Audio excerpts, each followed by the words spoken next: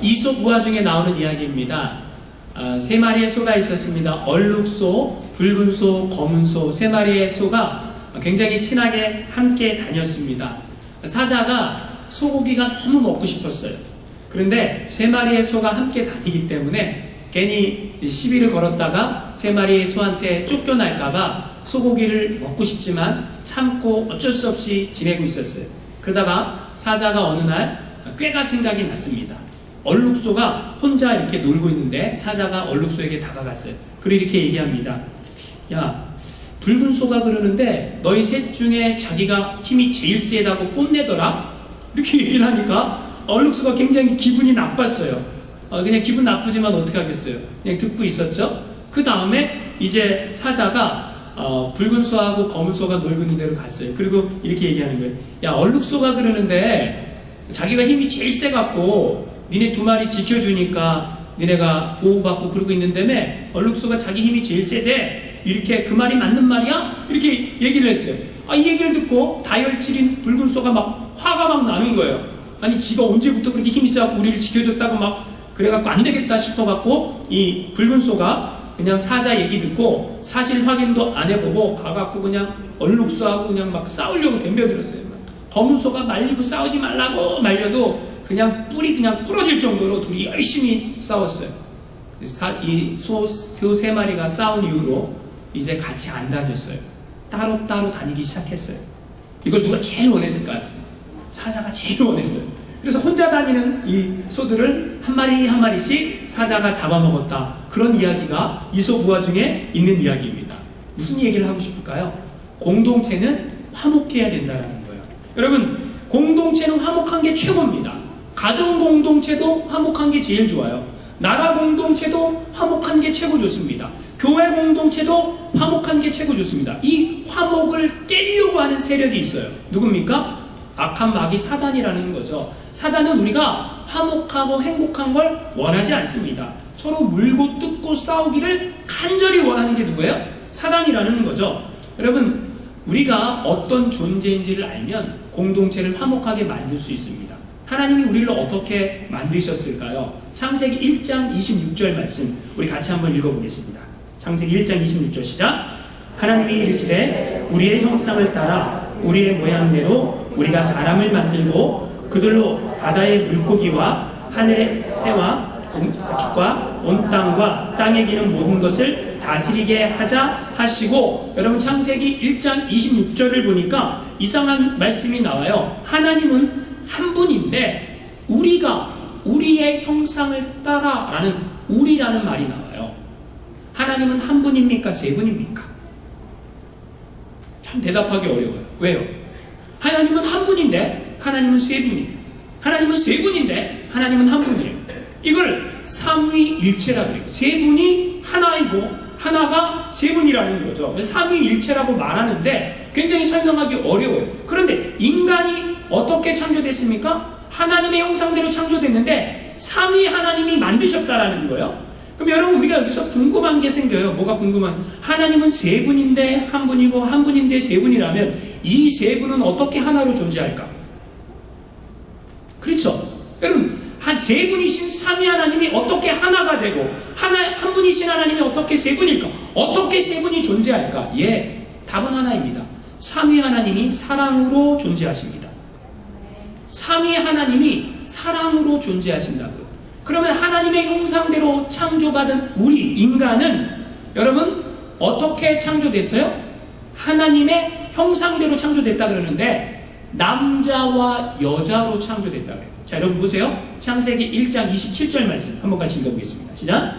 하나님이 자기 형상 곧 하나님의 형상대로 사람을 창조하시되 남자와 여자를 창조하시고, 여러분 중요한 게 있어요. 삼위 하나님이 공동체로 존재하시는데 이 공동체는 사랑으로 존재하는 하나님이라는 거예요. 그런데 인간도 하나님이 남자와 여자를 만드셨는데 두 명만 있으면 공동체 아닙니까? 사회 조직 아닙니까? 그렇죠? 인간이 어떻게 공동체로 존재해야 되는가? 사랑으로 존재해야 된다는 거예요. 이거 하나님께서 이걸 너무 잘 아시니까, 하나님이 사랑이듯이. 그래서 여자를 만들 때 남자의 뭘 뽑아요? 갈비뼈를 뽑아서 그 여자를 만들었어요. 그러니까 아담이 하와를 보고 첫 마디가 뭐냐면 이는 내 뼈 중에 뼈요 살 중에 살이로다. 이 말은 뭐예요? 이 말을 쉬운 말로 바꾸면 뭐예요? 너는 나다 이 말이에요. 너가 나라는 거예요. 여러분 왜 인간 공동체가 싸우는 줄 아십니까? 다른 게 아니라 이 하나님의 사랑을 깨뜨렸다라는 거죠. 너가 나다 라고 생각하면 우리는 싸우지 않습니다. 근데 우리는 어떻게 생각해요? 너는 너고 나는 나다 라고 생각하니까 싸운다라는 거예요. 너가 나다 이걸 깨뜨리고 싶은 존재, 그게 누굽니까? 사단이라는 거예요. 사단은 우리가 화목한 걸 원하지 않아요. 행복한 걸 원하지 않습니다. 그래서 사단이 하와에게 찾아와서 제일 먼저 뭐를 합니까? 유혹을 하는 거죠. 선악과를 따먹으면 뭐가 된다 그래요? 하나님과 같이 될 거야. 그래서 하와가 선악과를 따먹고 아담에게도 줘갖고 인간이 어떻게 됐습니까? 타락했다라는 거예요. 타락해서 인간 안에 죄가 들어왔다라는 거예요. 죄에 들어온 인간, 죄의 포로 안에 살아갑니다. 이 그래서 죄 지은 인간 아래 태어난 모든 인간들은 죄성이라는 걸 가지고 태어나요. 근데 놀라운 게 여러분 죄성이 얼마나 대단한 줄 아십니까? 여러분 예수 믿고 구원 받았습니까? 구원 안 받은 사람이 너무 많은 것 같아요. 아멘을 안 해. 아멘을 해야죠. 여러분 예수 믿고 구원 받았습니까? 네. 그렇다면 여러분 우리가 죄성이 사라졌어요?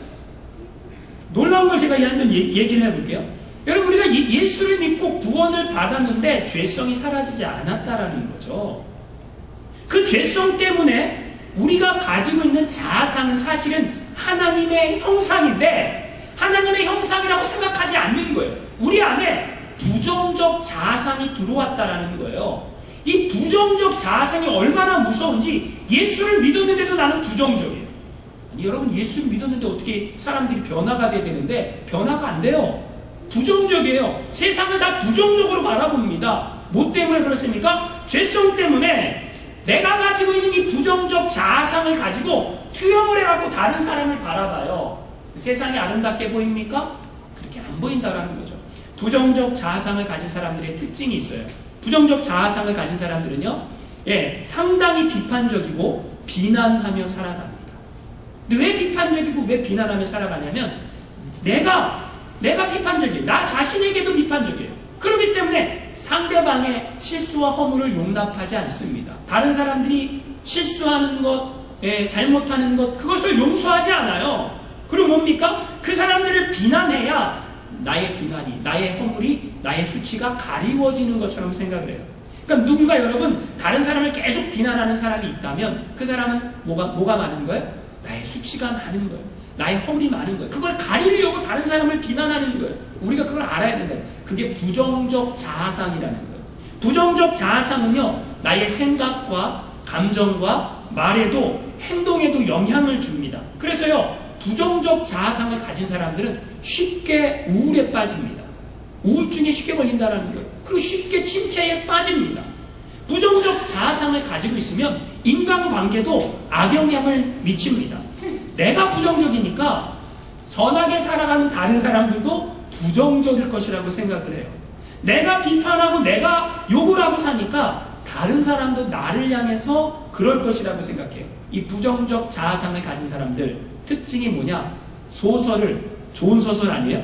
나쁜 소설을 많이 씁니다. 혼자 많이 써요. 혼자 소설을 쓰면서 살아갑니다. 조그만 상처에도 못 견뎌 합니다. 그래서 자기 자신을 보호하기 위해서 방어 기제를 사용을 해요. 나 자신, 부족하고 연약한 나 자신을 인정하지 못하니까 다른 사람도 인정하지 못하고 살아가요. 내가 상처받기 싫으니까 다른 사람들 말도 잘 듣지 않으려고 살아가고 누군가 나에게 한마디 어떤 말만 해도 그 말이 내 가슴에 박혀갖고 하나님의 말씀을 묵상하면 얼마나 좋아. 근데 이 부정적인 말을 묵상하고 또 묵상하고 또 묵상하고 화가 올라갔다가 내려갔다 이러고 살아요. 이게 뭐라고요? 부정적 자아상이 내 안에 있다라는 거예요. 이 부정적 자아상을 가지고 살면요, 권위를 인정하지 않아요. 모든 권위자들, 대통령으로부터 모든 리더들을 인정하지 않고 다 깎아내리려고 하고요. 자기 밑에 있는 사람들은 어떻게 합니까? 학대하고 조종하고 군림하려고 합니다. 나에게 문제가 생기면 다 다른 사람 탓이에요. 예수를 믿어도 하나님 탓해요. 나에게 문제가 있다라고 절대로 생각하지 않아요. 나에게 이런 상황을 만든 사람들, 하나님, 세상을 원망하고 하나님 탓하고 사람들 탓하고 살아가게 됩니다. 그래서 결국은 이 부정적 자아상을 가지고 있으면요, 열등감 속에서 헤어나오질 못해요. 열등감, 그게 무엇입니까? 여러분 열등감 있습니까? 없습니까? 예, 사람마다 열등감이 있는데 어떤 사람은 성격에 열등감이 있고요. 어떤 사람은 외모에, 얼굴이 예쁜가 안 예쁜가, 이 외모에 열등감이 있고요. 어떤 사람은 지식에 열등감이 있고요. 배웠는가 못 배웠는가. 어떤 사람은 돈, 재물에 열등감이 있어요. 많이 가졌는가 못 가졌는가. 그래서 늘 다른 사람하고 나를 비교하면서 살아요. 열등감 속에 불행하게 살아간다는 거죠. 심리학자이자 의사인 맥스웰 말치가 이런 얘기를 했습니다. 이 세상에 살고 있는 사람의 95% 이상이 다 열등감을 가지고 살아간다. 그러니까 열등감을 가지고 살아간다는 거예요. 부정적 자아상이, 사단이 우리한테 그렇게 죄에 빠지게 해서 죄성을 가진 인간이 부정적 자아상이 생겼는데, 그 부정적 자아상이 우리를 열등감 속에 살아가게 만들고, 다른 사람을 보면 나하고 틀리다고 비판하고 정죄하고, 그래서 세상을 불행하게 만드는 역할을 하며 살아가는 존재로 만들어버렸다는 거예요. 그것이 정당한 것처럼 그렇게 생각하고 살아갔다는 거예요. 근데 여러분, 하나님은 우리를 어떻게 보실까요? 우리는 어떤 존재일까요? 성령은 뭐라고 얘기합니까? 우리는 하나님의 형상이라는 거예요. 우리는 하나님의 대리자라는 거예요. 오늘 창세기 1장 28절 말씀 한번 같이 읽어보겠습니다. 창세기 1장 28절 시작. 하나님이 그들에게 복을 주시며 하나님이 그들에게 이르시되 생육하고 번성하여 땅에 충만하라. 땅을 정복하라. 바다의 물고기와 하늘의 새와 땅에 움직이는 모든 생물을 다스리라 하시니라. 하나님이 우리에게 주신 우리가 이 땅에 살게 한 이유, 목적이 있다라는 거. 그건 뭐예요? 생육하고 번성해 땅에 충만하고 세상을 나는 하나님의 형상이야. 긍정의 눈으로 바라고 세상을 향하여 열심히 전진해서 나아가고 세상을 정복하고 다스리고, 그걸 하나님께서 원하시는데 부정적 자아상을 가지니까 세상이 아름답게 보이지 않는다라는 거예요. 창세기 1장 31절 말씀 한번 같이 읽어보겠습니다. 시작. 하나님이 지으신 그 모든 것을 보시니 보시기에 심히 좋았더라. 하나님은 우리를 바라보면서 너는 내 형상대로 지음받은 존재야, 너는 사랑스러운 존재야 라고 말씀하시는데, 나는 나를 보면서 아니야, 나는 상대방 이웃을 보면서 아니야 라고 얘기를 하고 있다는 거예요. 왜 그렇습니까? 하나님 우리가 행복하게 살기를 원하시는데 우리는 우리 스스로를 행복하게 살려고 하지 않는다라는 거예요. 여러분, 하나님은 우리를 보시고 심히 보시기에 좋았더라 라고 말씀합니다. 한번 옆에 있는데 하나님이 보시기에 좋습니다 라고 얘기했어요. 하나님이 보시기에 좋습니다. 다시 한번 인사할게요. 당신이 하나님의 형상입니다. 아니, 우리는 이웃을 보면, 내 옆에 있는 형제 자매를 보면서 그렇게 얘기를 해줄 수 있어야 된다는 거예요. 그게 신앙인이라는 거죠. 여러분, 우리가 한 번뿐인 인생을 살아갑니다. 한 번뿐인 인생. 그래서 일생을 인생이라 그래요. 한 번만. 그림을 잘못 그리면 다시 그리면 됩니다. 건물을 다시 잘못 지으면 다시 지으면 돼요. 근데 사람의 인생은 한 번 살면 다시 살 수 없다라는 거예요. 근데 어떻게 살아야 될까요? 맨날 부정적인 자아상 속에 열등감 가지고 나는 왜 이럴까? 나는 저 사람보다 못해, 이것도 못해, 저것도 못해, 아무것도 못해. 할 줄 아는 것은 다른 사람, 잘하는 사람 헐뜯는 거야. 저 사람, 아이고, 저 사람 저게 못났어. 잘한다고, 좀 배웠다고, 음식도 못하는 게, 이렇게 맨날 이렇게 부정적으로 안 좋은 것만, 단점만 끄집어내갖고 헐뜯고 그러고 살아간다면 그게 하나님께서 우리에게 원하시는 삶일까요? 그건 아니라는 거죠. 하나님이 우리에게 원하시는 것은 너희는 왕같은 제사장이다. 할렐루야. 나의 형상대로 지음받은 왕같은 제사장이야. 그 왕같은 제사장이 해야 될 일이 있는데, 그 해야 될 일이 뭘까요? 화목하게 하는 일을 하라는 거예요. 할렐루야. 지난주에 말씀을 드렸지만 우리에게 주신 직분이 뭐냐? 화목하게 만드는 직분. 왕같은 제사장이 죄인인 인간과 하나님과의 사이를 연결해 주듯이, 우리가 왕같은 제사장이라는 얘기는 죄인인 인간들 하나님과의 관계를 연결해주고 서로 싸우는 사람들 화해시켜주고 화목해하는 역할을 하는 그 사명이 우리에게 주어졌다는 거예요. 할렐루야. 여러분, 오늘은 지난주에 이어서 우리가 어떻게 화목하게 하는 직분을 감당할 수 있는지 거기에 대해서 말씀을 나누려고 합니다. 우리가 어떻게 화목하게 하는 직분을 감당할 수 있습니까? 다른 사람의 단점을 보기보다 장점을 보는 눈을 가져야 됩니다. 뭐라고요? 단점을 보기보다 장점을 보라. 우리는 단점은 너무 쉽게 봐요. 근데 장점은 잘 안 보려고 그래요. 카르타고에 한니발이라는 장군이 있었습니다. 굉장히 유명한 장군이죠. 근데 이 한니발 장군은 한쪽 눈이 없는 거예요. 한쪽 눈이 없는 걸 뭐라 그래요? 외구눈이라 하잖아요. 외구눈. 예전에 그 한국 사극에 보면 궁예라는 사람이 외구눈 이렇게 해갖고 못 보셨나요? 대하 드라마 그런 분 좀 보셔도 되는데, 근데 외구눈인 거예요. 근데 이 한니발 장군이 화가를 불렀습니다. 그리고 자기 초상화를 그려라 이렇게 명령을 했습니다. 화가가 그냥 그대로 그림을 잘 그렸어요. 그리고 초상화를 그려갖고 이 한니발 장군에게 딱 줬어요. 한니발 장군이 자기 초상화를 딱 보고 화가 짜증났어요. 아니 이놈이 누구를 병신으로 하나? 왜요? 애꾸눈이잖아요. 한쪽 눈을 그대로 그리니까 그래, 여봐라 저놈을 당장 죽여라! 그래갖고 그 사람이 죽었어요. 그리고 다른 화가를 불러오너라 그래서 다른 화가가 왔어요. 다른 화가가 오니까 먼저 애꾸는 그대로 그려갖고 죽었잖아요. 이 사람이 그래서 내가 그냥 애꾸는 그대로 그리면은 나도 죽을지 모르겠다. 초상화를 그리라 그러니까 초상화를 그릴 때 어떻게 그렸을까요? 양쪽 눈 다 그렸어요.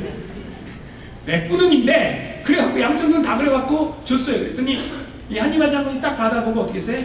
아니 이놈이 누구를 사기꾼으로 하나? 나는 애꾸는인데 뭐예요? 양쪽 눈 다 멀쩡하게 그렸어? 저런 거짓말장이 저놈을 당장 쳐 죽여라! 그래서 그 사람도 죽었어요. 다른 사람을 불러와라. 세 번째 화가가 왔어요. 세 번째 화가는 첫 번째 사람은 그대로 그렸다 죽었고, 두 번째 사람은 뭐예요? 창작해서 그렸다 죽었고, 근데 이 세 번째 사람이 그림을 잘 그렸어요. 그리고 한니발 장군에게 딱 줬어요. 그랬더니 이 장군이 그림을 딱 받아보고 너무너무 기뻐하는 거예요. 그러면서 이렇게 저 사람에게 푸짐한 상을 내려라 이렇게 얘기하는 거예요. 근데 그림이 어떤 그림이냐면 멀쩡한 눈을 가진 옆모습을 그린 거예요. 할렐루야! 이게 지혜죠! 그러니까 여러분 단점을 누가 못 봅니까? 단점 보여요? 안 보여요? 한눈에 보이잖아요. 단점을 보지 말고 뭘 보라는 거예요? 장점을 볼 수 있는 눈이 필요하다는 거예요. 그게 우리가 이 세상을 살아갈 때 하나님께서 화목하게 하는 직분을 감당하는 우리가 가져야 될 눈인데 우리는 맨날 단점만 봐. 장점은 안 봐요. 그러니까 그게 문제가 된다라는 거죠. 자, 어떻게 화목하게 하는 직분을 감당할 수 있습니까? 잘잘못을 따지기보다는요, 문제 해결에 초점을 맞춰야 돼요. 여러분, 싸움이 왜 그치지 않는 줄 아세요? 다 나는 옳아요. 너는 틀렸어요. 계속 잘잘못을 따지는 거예요. 나는 이걸 잘했는데 너는 이걸 잘못했다. 계속 누구의 잘못인가 그것만 따지니까. 여러분, 부부싸움 왜 합니까? 양말을 아무데나 벗어놨기 때문에 싸우는 거예요. 왜 양말을 아무데나 벗어놓습니까? 이 부인 입장에서는 이건 뭐예요? 잘못하는 거죠. 남편 입장에서는 내가 양말도 아무데나 내 집에서 못 벗냐? 이런 거죠. 뭐 때문에 했어? 아무것도 아니고 그랬어요. 잘잘못을 따지니까 싸우는 거예요. 근데 잘잘못을 따지지 말라라는 거죠. 나라가 망하려면요, 야당과 여당이 계속 싸우는 거예요. 가정이 망하려면 부부가 계속 싸우는 거예요. 근데 뭐 때문에 싸우느냐? 나는 잘했는데 너는 못했다. 잘잘못을 따지니까 여러분 뭐예요? 싸우게 된다는 거죠. 사실 우리가 그렇게 잘한 것도 없고 그렇게 잘못한 것도 없고 지금 보면 크게 문제 같지만 인생을 다 살고 나면 아무것도 아닌 게 굉장히 많다라는 거예요. 어느 여인이 인생이 너무너무 좀 비참하게 생각을 했어요. 이 세상을 나를 알아주지 않는 이 세상, 세상이 원망스럽고 사람들이 원망스럽고 죽어야 되겠다. 자살을 결심을 하고 추운 겨울날 눈이 쌓이는데 산꼭대기로 올라가는 거예요. 산꼭대기로 그냥 세상을 원망하고 내가 거기서 죽으려고 올라갔어요. 그리고 딱 돌아봤는데 죽으려고 자기가 걸어온 길을 딱 보니까 자기가 산꼭대기 올라온 길이 눈밭에서 어떻게 됐어요? 삐뚤빼뚤 갈지자로 올라온 거예요. 자기 생각에는 나는 똑바로 똑바로 올라왔다고 생각을 했는데, 아니 내 생각이 똑바른 게 아니구나, 나는 똑바로 올라왔다고 생각했지만 돌이켜보니까 뭐예요? 잘못 걸어왔다라는 거죠. 삐뚤빼뚤 걸었다라는 거죠. 그때 이 여인이 깨닫습니다. 내 인생이 그런 것이 아닌가. 나는 내가 지금 옳다고 생각을 하고 내가 지금 맞다고 생각을 해갖고 그것을 끝까지 주장하고 살아왔는데, 아니 그게 어쩌면 틀린 게 아닌가. 여러분, 그리고 산을 내려왔다는 거죠. 우리가 지금 인생을 살아가면서 우리가 생기는 문제들, 그걸 바라보면서 우리는 이렇게 생각합니다. 나는 옳아, 나는 틀림이 없어, 내 말이 확실해. 근데 여러분, 인생을 다 살고 난 다음에 내 인생의 뒤를 돌아봤는데 내가 그때 그렇게 주장하지 않아도 됐을 텐데, 내가 그렇게 꼭 주장해갖고 싸우지 않았어도 됐을 텐데 라고 후회하게 될 날이 있을지도 모른다라는 거죠. 그러니까 여러분, 잘잘못 누가 옳으냐 그르냐 이걸 따지지 말라는 거예요. 인생을 다 살고 난 다음에 후회할 수 있기 때문에 문제 해결, 뭐가 중요한가, 화목한 게 중요한가, 싸우는 게 중요한가, 그걸 생각해보면 여러분, 우리가 뭐가 좋은 거예요? 화목한 게 훨씬 좋다라는 거죠. 그래서 말을 잘해야 되는 거예요. 어떤 말을 하냐 굉장히 중요한 거죠. 여러분, 에베소서 4장 29절 말씀 한번 같이 읽어보겠습니다. 시작. 무릇 더러운 말은 너 입 밖에도 내지 말고 오직 덕을 세우는 데 소용되는 대로 선한 말을 하여 듣는 사람들에게 은혜를 끼치게 하라. 은혜가 있는 말을 하라는 거예요. 잠언 15장 1절 말씀 읽어보겠습니다. 시작. 유순한 대답은 분노를 쉬게 하여도 과격한 말은 너를 격동하느니라. 여러분, 우리는 이렇게 생각해요. 무엇을 말하는가, 이게 사실이죠. 사실의 근거, 무엇을 말하는가, 거기에 너무 우리의 관심이 많아요. 근데 아니라는 거예요. 예, 무슨 말을 하는가, 이게 더 중요하다는 거예요. 여러분, 무엇을 말하는가 보다 중요한 게 뭐라고요? 무슨 말을 하는가. 똑같은 말이어도 과격하게 표현하면, 세게 표현하면 싸우자는 것밖에 안 된다는 거예요. 어떻게 표현하는가, 여러분 굉장히 중요합니다. 사람의 언어에는 입술의 언어가 있고 지식의 언어가 있고 마음의 언어가 있고 영혼의 언어가 있다는 거예요. 그런데 대부분의 사람들은 입술의 언어만 씁니다. 이 입술의 언어를 뭐라고 말하냐면 잔소리라고 말해요. 여러분, 혹시 잔소리의 정의에 대해서 아십니까? 잔소리는 뭐냐면요, 맞는 말을 기분 나쁘게 말하는 거예요. 뭐라고요? 맞는 말을 기분 나쁘게 말하는 게 뭐라고요? 잔소리다. 네. 여러분, 그것만 아시기 바랍니다. 어느 학교에서 학생들의 문집을 책으로 냈습니다. 그런데 최우수상 작품이 제목이 목사님이었어요. 목사님, 그러니까 그 내용을 보니까 이런 내용입니다. 우리 엄마는 목사님이시다. 그런데 진짜 목사님이 아니라 나만 보면 잔소리해서 목사님이시다. 어느 순간 잔소리하는 대명사가 목사가 된 세상에 우리가 살고 있습니다.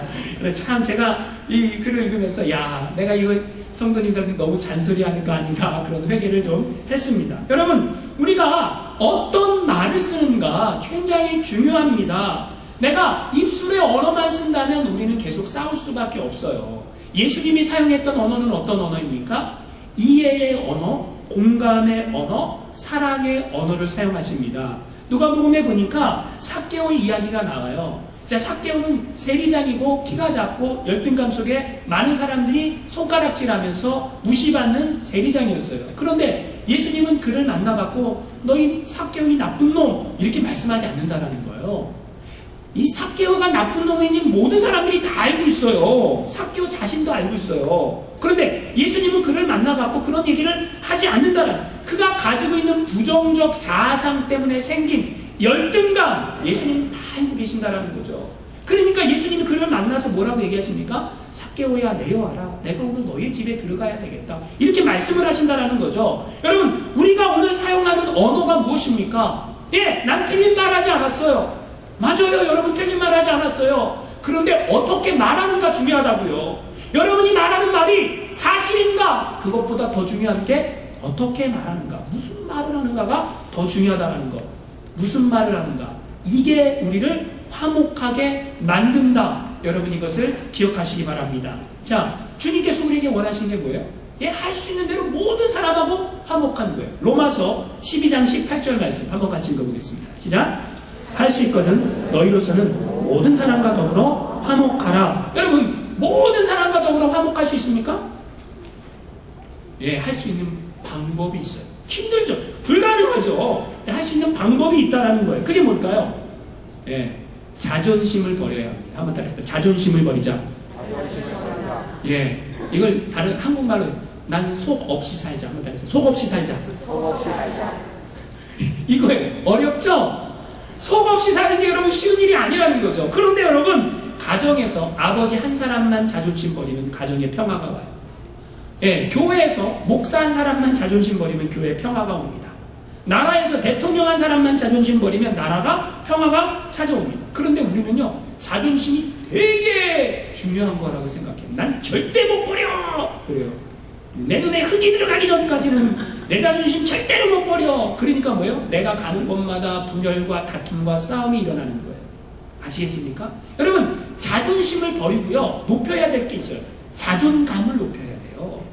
자아 존중감. 나는 하나님의 형상이야. 자아 존중감은 높이고 자존심은 버리라는 거예요. 이 자존심을 버리는 것, 그게 뭡니까?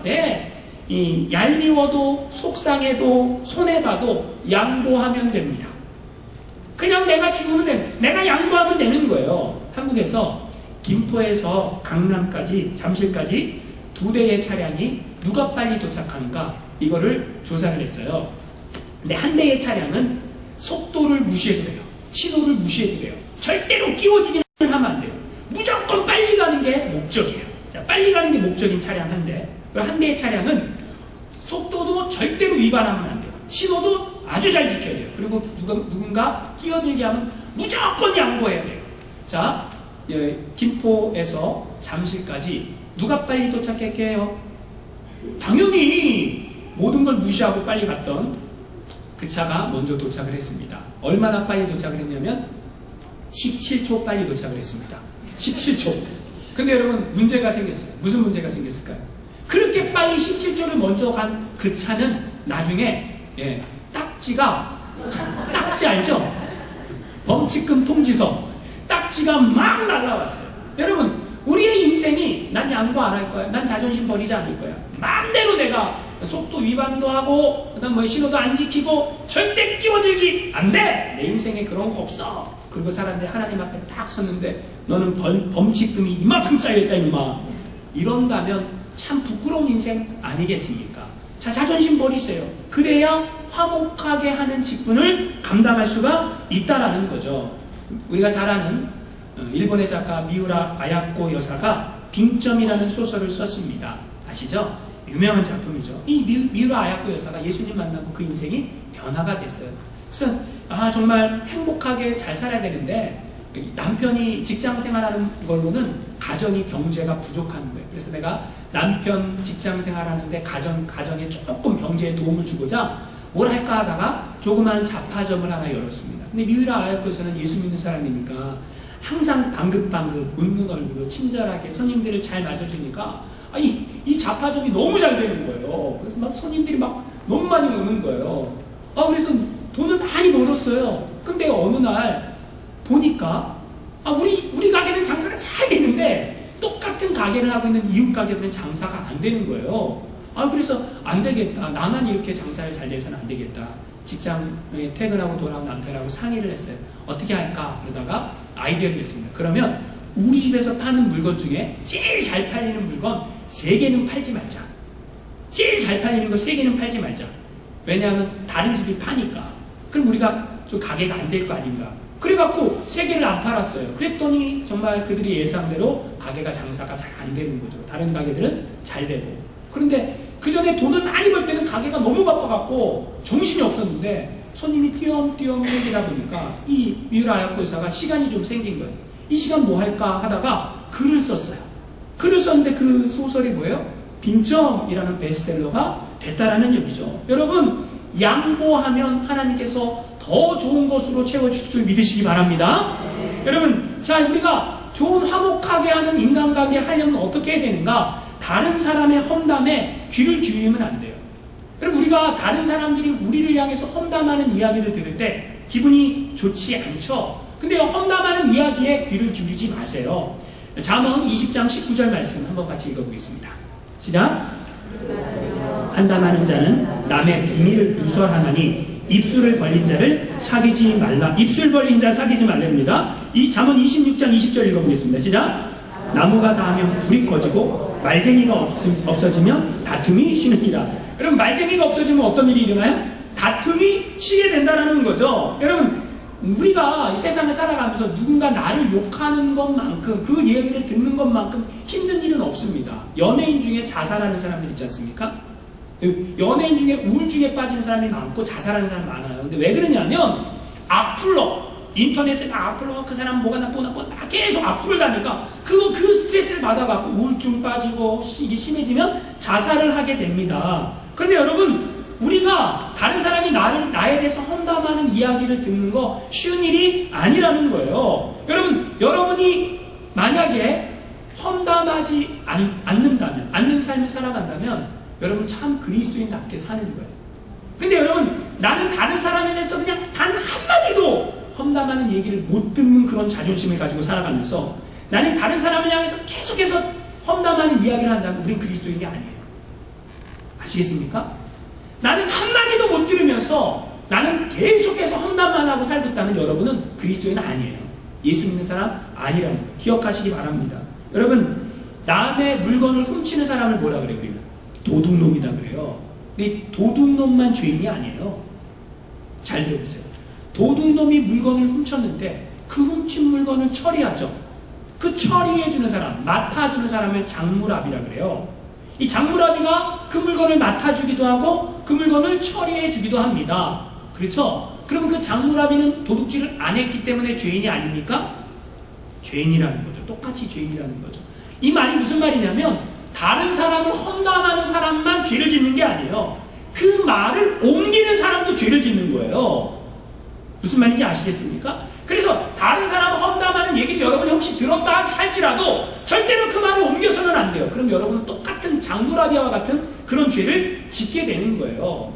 그게 우리가 그리스도인이 이 세상을 살아가야 될 삶의 방법이라는 거죠. 험담하는 사람은요, 천사를 붙여놔도 험담합니다. 아시겠어요? 여러분, 어느 마을에 3명의 딸을 둔 아버지가 있었어요. 이 3명의 딸이 너무 예쁜 딸들인 거예요. 아주 미모가 끝내 온 동네에 소문이 다 났어요. 근데 이 아버지는 걱정이 많은 거예요. 왜냐하면 3명의 딸들이 약점이 있었어요. 아버지는 약점을 아니까 너무 걱정이 많은 거예요. 근데 그 딸들이 예쁘다는 얘기, 소문을 이웃 마을에 사는 아주 큰 부자가 들었어요. 이 부자는 아들이 3명이 있었는데 결혼을 시키기 위해서 이 사람을 찾아왔어요. 근데 이 아버지가 얘기하는 거예요. 죄송합니다. 우리 딸들에게는 큰 허물, 약점이 있습니다. 그게 뭡니까? 우리 큰 딸은 게으르기가 말로도 할 수 없습니다. 머리를 3일을 안 감고 냄새가 나는데도 씻지를 않습니다. 얼굴만 이쁘면 뭐합니까? 냄새 나는데. 이렇게 얘기를 하는 거예요. 우리 둘째 딸은 욕심이 그냥 하늘음질입니다. 뭐든지 자기가 먼저 가져야 되고 먼저 먹어야 되고 아주 욕심장인 딸입니다. 우리 셋째 딸은 입만 열었다 하는 것에 다른 사람 흉보기를 그렇게 좋아합니다. 이렇게 허물 많은 제 딸들인데 그래도 괜찮겠습니까? 이 부자 이분이 걱정하지 말라고 내가 다 해결할 수 있는 방법이 있다고. 그리고 3명의 딸들을 데리고 들어가서 며느리로 맞았어요.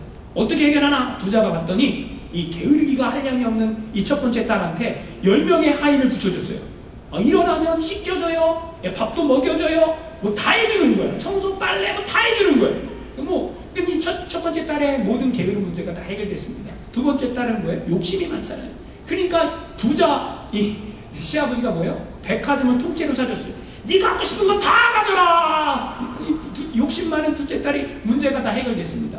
자, 세 번째 딸에게는 그 험담하는 이야기를 다 들어줄 수 있는 정신과 의사를 24시간 동안 붙여줬어요. 그 이야기를 들어주라고. 아버지가 걱정이 되냐. 새 시집을 보내는 걱정이 돼갖고 이 세 딸을 찾아왔습니다. 찾아왔는데 보니까 첫째 딸, 둘째 딸은 너무 행복하게 사는 거예요. 왜요? 자기들의 문제가 다 해결됐으니까. 세 번째 딸을 만났어요. 얘야, 너 어떻게 행복하냐고. 아버지, 세상이 이상해요. 우리 시아버님 정말 못된 사람 같아요. 왜 그러냐. 글쎄, 나한테 정신과 의사를 붙여줬어. 근데 이 정신과 의사도 이상한 사람이야. 내가 그렇게 욕을 하는데도 계속 듣고만 있어. 이렇게 얘기를 하는 거예요. 그때 아버지가 웃으면서 돌아왔다. 그런 얘기예요. 무슨 얘기를 하는 거냐면, 여러분, 사람이요 게을러도 괜찮고요, 그 다음에 욕심이 많아도 괜찮아요. 근데 험담하는 버릇은 못 고친다라는 거예요. 이 지금 셋째 딸이 하는 모습은 뭐예요? 계속해서 험담한다는. 험담하는 사람은요, 천사를 붙여놔도 험담합니다. 여러분 생각해보세요. 나는 험담하고 삽니까? 칭찬하며 삽니까? 여러분, 나는 험담하며 사는데 나는 다른 사람이 나에 대해서 한마디 말도 부정적인 얘기를 하는 걸 못 견딘다면, 나 회개해야 된다. 나 그리스도인 아니다. 여러분 이렇게 생각하면 된다는 거예요. 아시겠습니까? 마지막 결론입니다. 결론. 우리가 이 세상을 살아갈 때 내가 부정적인 자아상을 벗어버리고 열등감을 벗어버리고 긍정적인 자아상, 존귀한 하나님의 자녀다, 이걸 인정하면 다른 사람과의 관계를 회복하는 데 초점을 맞춥니다. 여러분, 모든 관계는요, 회복해야 될 만한 가치가 있다는 거예요. 왜 그럴까요? 회복하지 않으면 더 큰 아픔으로 우리에게 돌아오게 된다는 거예요. 회복하지 않으면 더 큰 문제가 우리의 인생 가운데 생길 수 있다는 거예요. 호주 멜버른 신문에 나온 기사예요. 어느 아들이 아버지가 너무너무 싫었어요. 아버지가 술만 마시면 때리고 폭력하고 욕하고, 아버지가 이런 아버지가 없을 만큼 아버지에 대한 엄청난 분노와 상처를 안고 자라납니다. 소년이 아버지한테 매를 맞을 때마다, 아버지한테 욕지거리를 들을 때마다 속으로 다짐했어요. 나는 절대로 아버지를 미워하고 살겠다.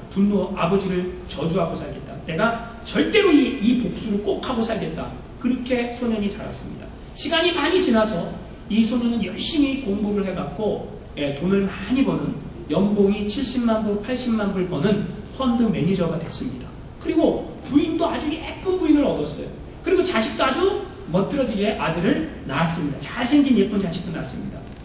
차도 유명한 차 몇 대나 끌고 다니는 그런 사람이 됐습니다. 그러던 어느 날 시청에서 연락이 왔어요. 전화가 왔는데 이런 연락이 온 거예요. 당신의 아버지가 노숙자들이 거하는 그런 곳에서 거하고 있는데, 조사해보니까 당신이 아들이고 당신이 작년에 낸 세금을 보니까 당신 살 만큼 사는 사람 같은데, 노숙자들 쉼터에서 아버지가 있을 게 아니라 조금 좋은 그런 시설로 아버지를 좀 옮겨주는 게 어떻겠습니까? 그런 전화가 시청에서 온 거예요. 이 아들이 아버지 얘기만 들으면 뭐 하는 거예요? 분노가 치밀러 오르는 거죠.